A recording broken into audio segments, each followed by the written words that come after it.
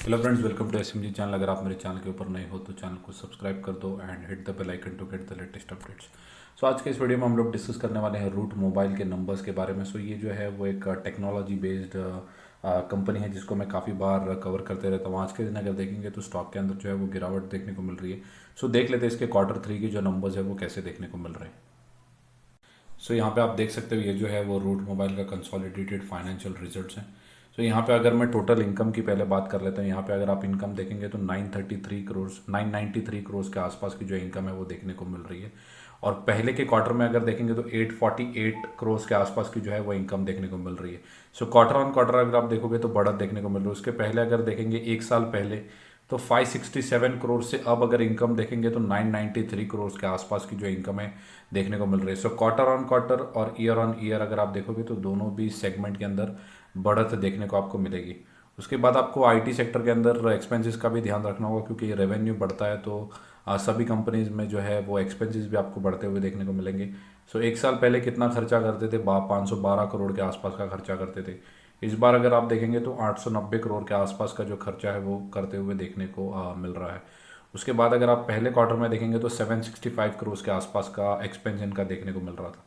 सो अब यहाँ पे देखेंगे तो यहाँ पे बढ़ोतरी, अच्छी खासी बढ़ोतरी भी, जिसे सेल्स के अंदर नंबर्स बढ़े हैं वैसे खर्चे भी इनके जो है बढ़ते हुए देखने को मिल रहे हैं। उसके बाद अगर आपको देखना है तो प्रॉफिट फॉर द पीरियड अगर आप देखेंगे तो 46 करोड़ से अगर आप प्रॉफिट देखेंगे तो लगभग 85 करोड़ हो चुका है, ऑलमोस्ट डबल प्रॉफिट।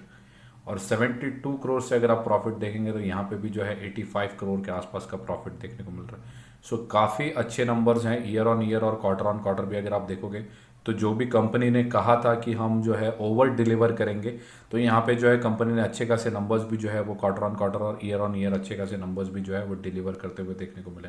उसके बाद अगर आप ईपीएस देखेंगे तो 7.38 से अगर आप देखेंगे तो 13.22 हो चुका है, ऑलमोस्ट डबल। 90% जो है वो प्रॉफिट के अंदर बढ़ोतरी आपको देखने को मिल रही है, मोर देन 90%।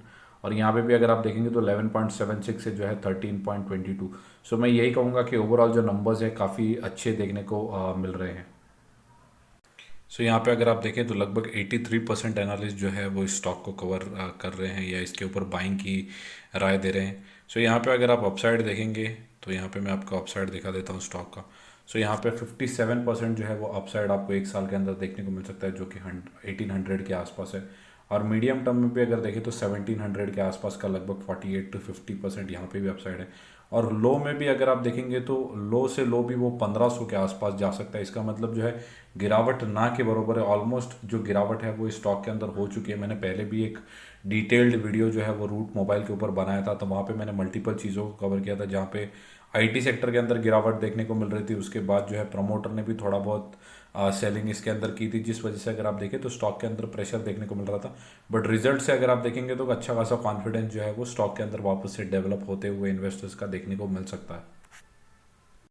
सो आज के दिन अगर स्टॉक के अंदर देखें तो लगभग 3% के आसपास की गिरावट देखने को मिल रही थी।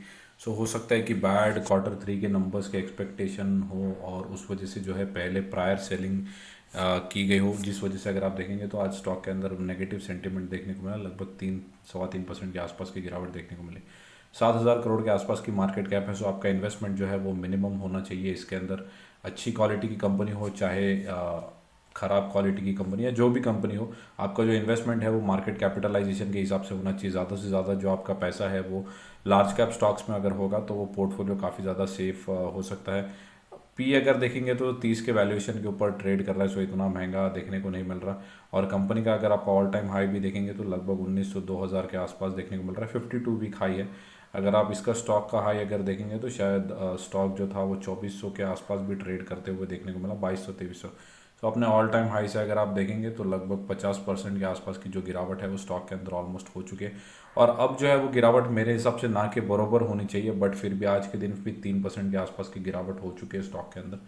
सो अगर आप ऑलरेडी होल्ड करते हैं तो मैं यही कहूँगा कि होल्ड करके रखें, क्योंकि नंबर्स जो है वो कॉन्फिडेंस डेवलप करते हैं, तो नंबर्स जो है वो काफ़ी अच्छे देखने को मिल रहे हैं।